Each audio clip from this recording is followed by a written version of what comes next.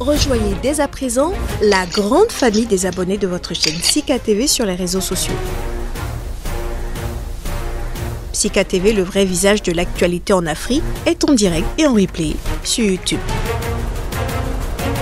Abonnez-vous et cliquez sur la cloche de notification pour ne rien rater. Nous sommes également présents sur Facebook et sur Twitter.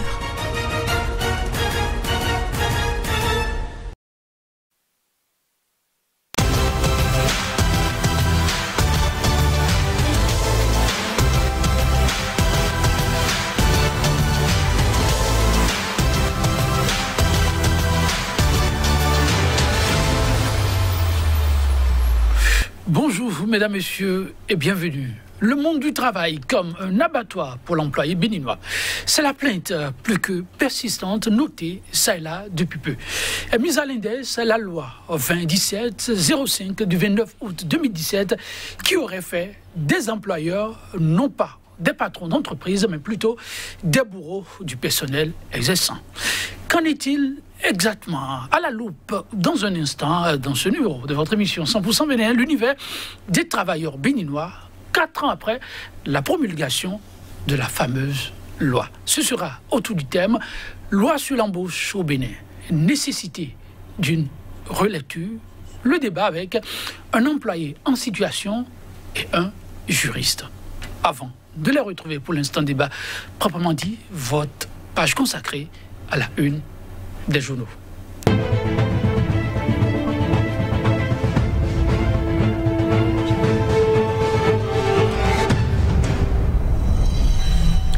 Merci d'être des nôtres. Nous retrouvons Cordovia maintenant qui nous dira ce qu'il y a d'essentiel à retenir pour ce premier rendez-vous de la semaine qui vient de démarrer. Cordovia maintenant, bonjour.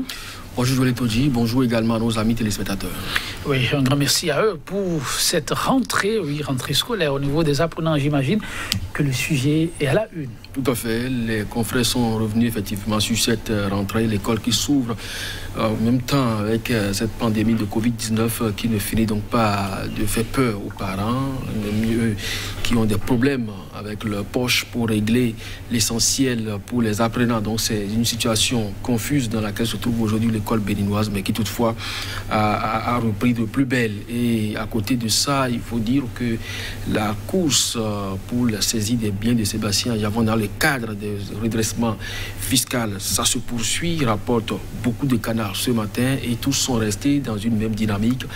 On dénonce l'acharnement. Et au niveau donc de Fillon 1, il y a de fil à retordre pour beaucoup de personnes aujourd'hui en situation de déguerpissement parce que la mesure de compensation sociale qu'on avait tambour battant annoncée et relayée par la presse tout dernièrement, eh bien rien de cela ne devrait donc se passer. Il y a des cas spécifiques. Le gouvernement est sorti donc de sa réserve pour repréciser sa mesure, même si des milliards ont été décaissés. C'est bien sûr pour des tranches de personnes bien spécifiées. Et bien, nous avons donc à lire cette conférence conjointe animée par le secrétaire général porte-parole du gouvernement, le ministre cadre de vie, et vous comprendrez mieux. Donc je crois que c'est autant de sujets qui ont meublé la une ce matin, sans oublier qu'au niveau de l'Assemblée nationale, effectivement, ça fait grand bruit, cette saisine de l'Assemblée par des jeunes qui veulent réviser la Constitution. Et je crois que c'est avec d'ailleurs cette actualité que nous allons démarrer la une ce matin avec Dynamisme Info qui affiche donc en manchette, Joël Todji, si vous le permettez, on peut y aller, oui. Lettre aux députés pour la constitutionnalisation du mandat unique. Eh bien, c'est un machin pour semer le bordel dans le pays, s'exclame ce journal Dynamisme Info qui poursuit Covid-19 et puis difficultés économiques dans les ménages. Eh bien, le gouvernement fait ouvrir malgré tout les portes de l'école. Et puis, à propos des saisies de biens pour redressement fiscal, pour le cas Sébastien Javon, ça sent de la méchanceté, écrit ce journal. Info matin, année scolaire 2021-2022, premier jour de classe, un casse-tête pour les parents d'élèves et puis vie politique béninoise. Et revoilà Boni Yahi, s'exclame ce canal. La boussole, projet funeste d'instauration d'un septennat unique, la révision constitutionnelle de trop, talon doit recadrer l'espire. Et puis rentrée scolaire 2021-2022 sous Covid-19 entre inquiétude et Espoir, communauté économique des États de l'Afrique de l'Ouest, silence sur les coups d'État constitutionnels, réaction sur les coups d'État militaires. La Nation, relogement des sinistrés de la route des pêches, des précisions sur les mesures. Et puis le journal L'Affiche du jour à propos de la rentrée scolaire 2021-2022. Le journal écrit l'école s'ouvre, les écoles ouvrent leurs portes ce jour en pleine pandémie de Covid-19. L'Audace Info, aucun homme sur terre n'est détenteur de la destinée du président d'honneur de l'USL. Que d'acharnement. Adjavon reprendra tous ses biens saisis. L'autre quotidien, prétendue mesure de compensation sociale pour les délogés de Fillon 1. Il n'en est pas question, s'exclame le gouvernement. Le journal Le Pays émergent, dossier redressement fiscal, Kadiaf Common, la chasse aux manières de volaille se poursuit. Jusqu'où ira l'acharnement contre le président Sébastien Germain? Adjavon quitte des décisions de la Cour africaine des droits de l'homme et des peuples. Le Bénin, un État voyou, se demande ce journal. Le potentiel au sommet de la CEDEAO à Accra. Le Bénin condamne les coups d'État et propose une réforme. Agbenossi parle d'une révision du pacte additionnel pour prévenir les putsch et puis vente de tenues militaires béninoises. 3 soldats en route pour la prison. Trafic de carnets de vaccination de Covid-19. Des arrestations et 108 personnes bénéficiaires recherchées. Matin libre, sous l'impulsion du chef de l'État, les réussites des douanes béninoises reconnues à l'international. Les hommes de Saka doivent en être fiers. Et puis obsèques de Nestor Adaï, talon à l'Okosab sans avidoler la polémique. René Joël Yetonji. Merci à vous. Quand maintenant, nous allons y aller avec, l'autre quotidien, une question de société. Ils sont nombreux à se frotter les mains. Très heureux d'apprendre que le dédommagement suivra. Eh bien, des nuances désormais apportées. Tout à fait. Le gouvernement est monté au créneau avec son secrétaire général porte-parole et en même temps le ministre du cadre de vie pour repréciser donc les mesures compensatrices annoncées tambour battant fin de la semaine écoulée et rapportées largement par les journaux. Donc nous avons fait également écho ici où par exemple quelqu'un, par exemple Fraternité, qui estime que c'est une somme qui vient à point nommé. Mais malheureusement il n'en sera pas ainsi. Soit vous êtes bien loti et vous avez 5 millions plus une parcelle et vous êtes dans les conditions les plus essentielles et puis vous avez 3 millions plus une parcelle. Alors il y a des populations qui ont été ciblées.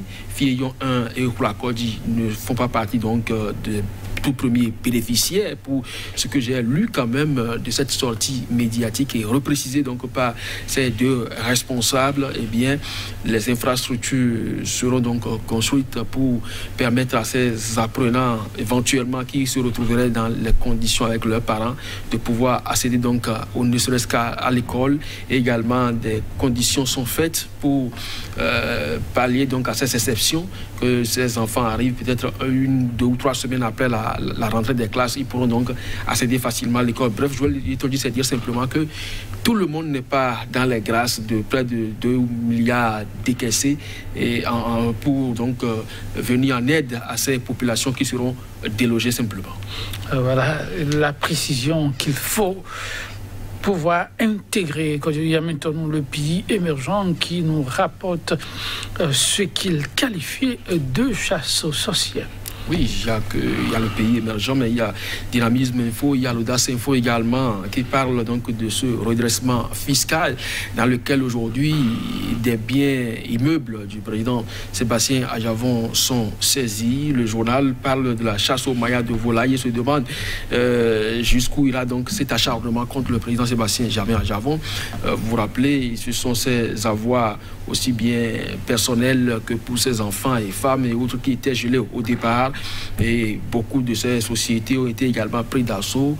Et aujourd'hui, ce sont ces biens immeubles qui sont donc dans le viseur du gouvernement. C'est dit simplement que l'acharnement, si l'expression aujourd'hui acceptée à la une de ces 3 canaux que nous avons cités est admise, elle va se poursuivre encore longtemps à partir du moment où le gouvernement a décidé donc à faire appliquer sa décision. Mais il y a cette nuance quand même à la une de ce journal qu'il ne faut pas perdre de vue, qui donc des décisions de la Cour africaine des droits de l'homme et des peuples. Est-ce que le Bénin est devenu vraiment un État voyou?